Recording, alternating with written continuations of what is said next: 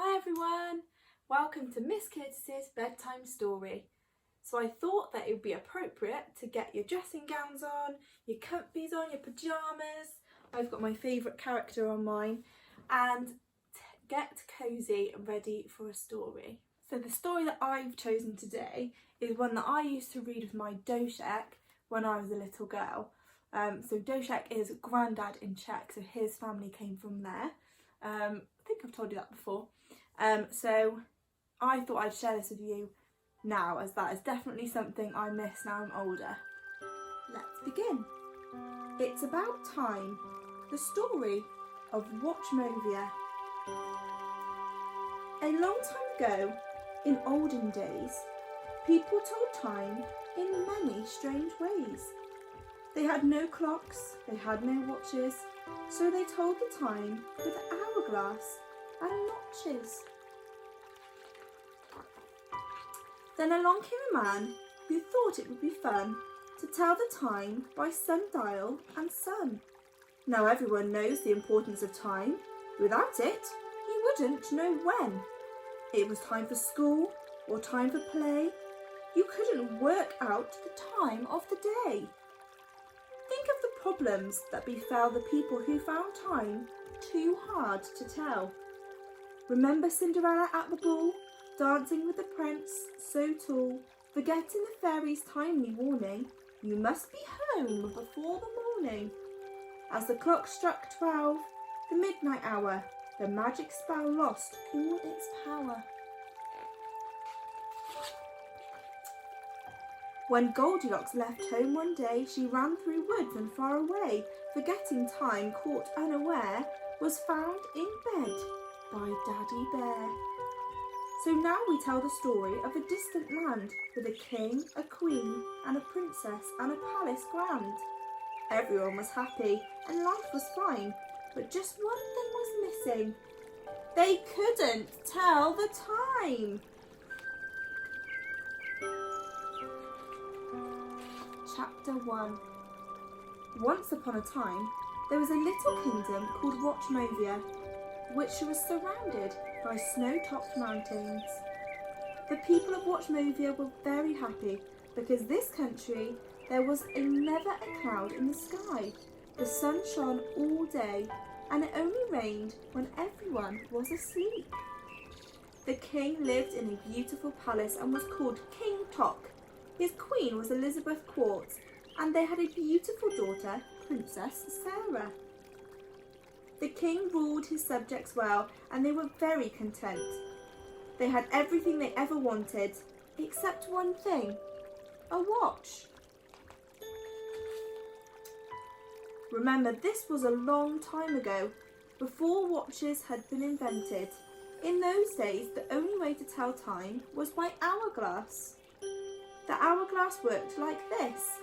The top part was filled with sand, which trickled down through the middle.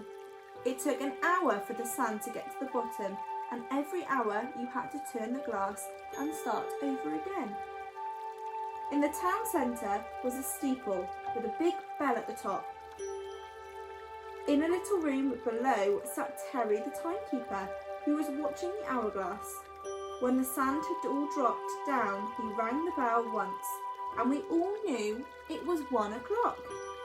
He turned the hourglass over, and when it had emptied again, he rang the bell twice, so everyone knew it was 2 o'clock. Now, in this town lived a shoemaker, whose name was Spring. He was the best shoemaker in the land and made all the shoes for the queen, king and princess.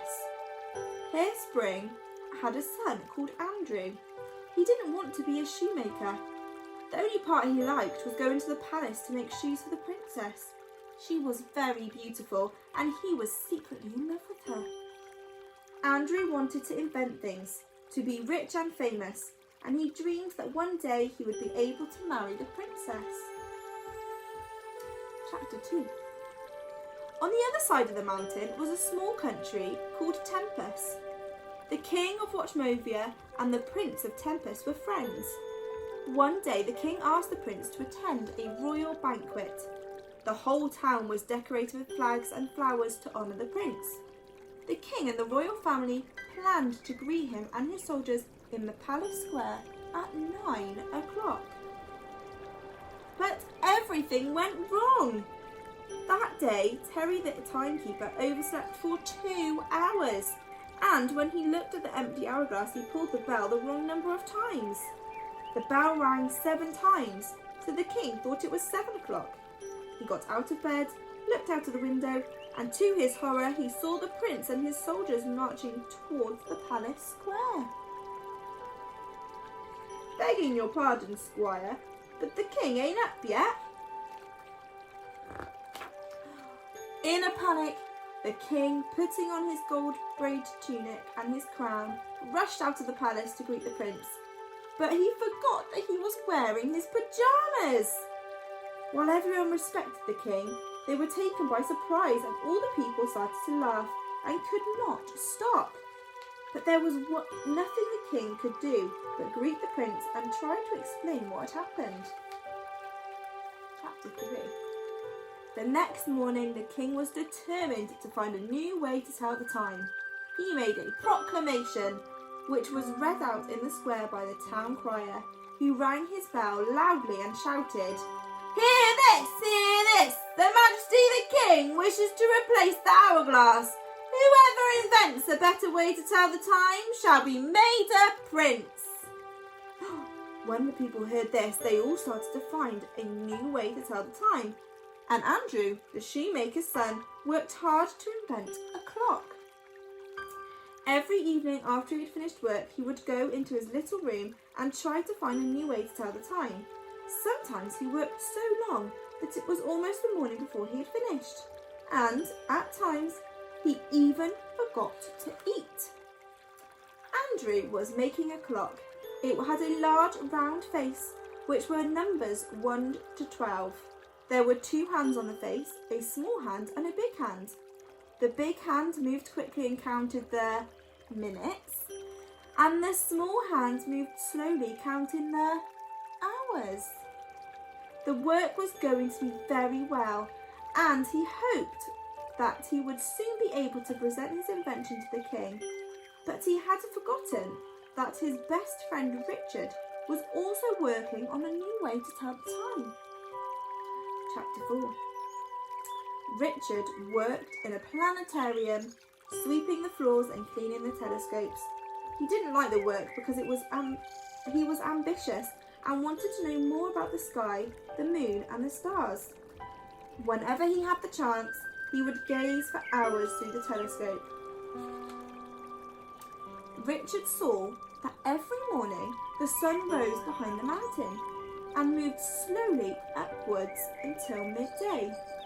It was high above Watchmovia, and he had a brilliant idea. He made a big face with 12 numbers on it.